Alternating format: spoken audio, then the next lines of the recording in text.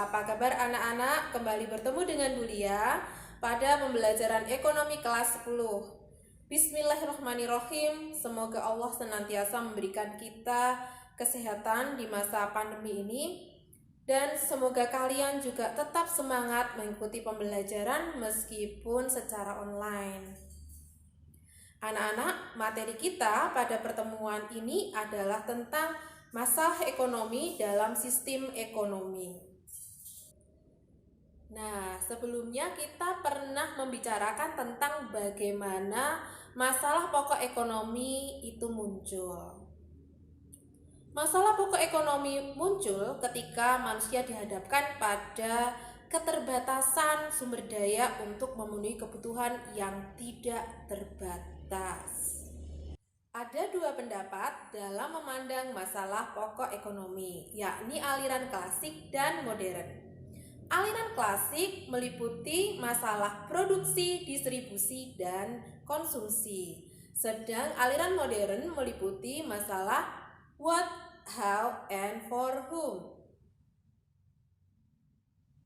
Ekonomi klasik merupakan kegiatan ekonomi yang didasari akan pentingnya menyediakan seluruh barang yang dibutuhkan oleh masyarakat. Dalam hal ini, ekonomi klasik memandang bahwa masalah ekonomi erat kaitannya dengan kegiatan produksi, distribusi, dan konsumsi. Marilah kita bahas masalah pokok ekonomi dalam aliran klasik satu persatu. Yang pertama adalah masalah produksi. Dalam hal ini, produsen akan berperan penting dalam menentukan bagaimana menghasilkan barang dan jasa agar bisa memenuhi beragam kebutuhan.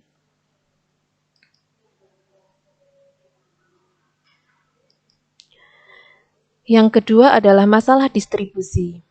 Dalam kegiatan ini, distributor menentukan bagaimana barang dan jasa sampai kepada konsumen yang membutuhkan. Yang ketiga adalah masalah konsumsi. Konsumen berperan menentukan bagaimana barang dan jasa yang beredar dapat dikonsumsi sesuai dengan kebutuhan yang ada.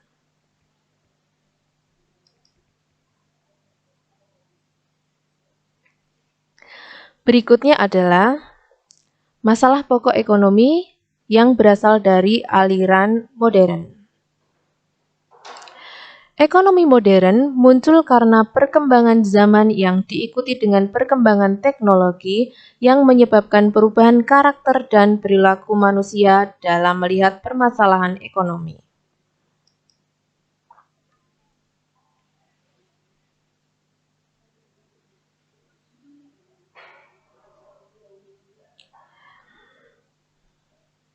Masalah pokok ekonomi modern meliputi yang pertama adalah what, apa yang diproduksi. Dalam hal ini, masyarakat harus memutuskan apa sajakah barang dan jasa yang diproduksi agar memenuhi kebutuhan secara tepat sasaran. Produksi barang dan jasa harus selektif dengan skala prioritas karena terbentur sumber daya yang semakin terbatas. Adapun dasar pertimbangan barang dan jasa yang diproduksi sebagai berikut. 1. Skala prioritas kebutuhan masyarakat. Masyarakat akan membedakan kebutuhan mana yang mendesak untuk dipenuhi, kurang mendesak, dan kebutuhan yang tidak mendesak sehingga harus ditunda. Misalnya, prioritas meningkatkan produksi sembako pada hari raya Lebaran dan akhir tahun guna menghindari peningkatan harga yang terlalu tinggi atau munculnya ketimpangan. 2. Pilihan alokasi sumber daya, baik alam, manusia, dan modal, yang paling efisien. Tujuannya menghemat pemanfaatan sumber daya. Misalnya, penghematan migas, listrik, dan air, serta penggunaan sumber daya alternatif. 3. Daya beli masyarakat. barang dan jasa yang beredar harus terjangkau oleh sebanyak mungkin warga.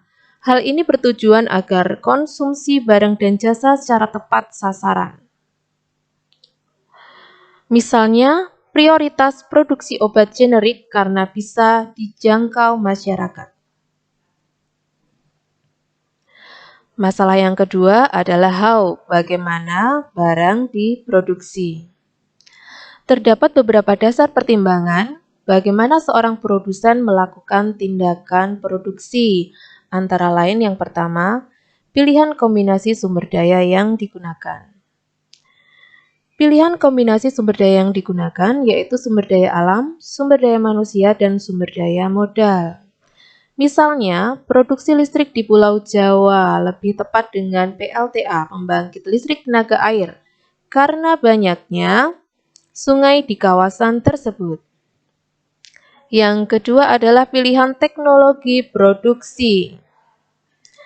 Pilihan teknologi produksi memungkinkan produsen untuk menentukan apakah perusahaan akan bergerak dalam kondisi padat karya atau padat modal. Misalnya pabrik sepatu yang lebih membutuhkan kerja manual, pantas didirikan di wilayah padat penduduk untuk menyerap sebanyak mungkin tenaga kerja. Yang ketiga adalah efisiensi biaya produksi. Efisiensi biaya produksi dilakukan agar dengan biaya tertentu dapat diperoleh laba maksimum.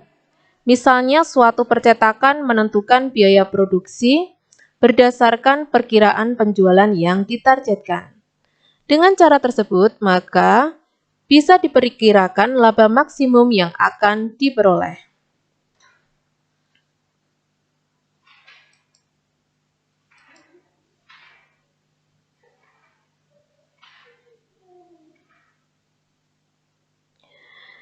Yang ketiga adalah for whom, untuk siapa barang diproduksi.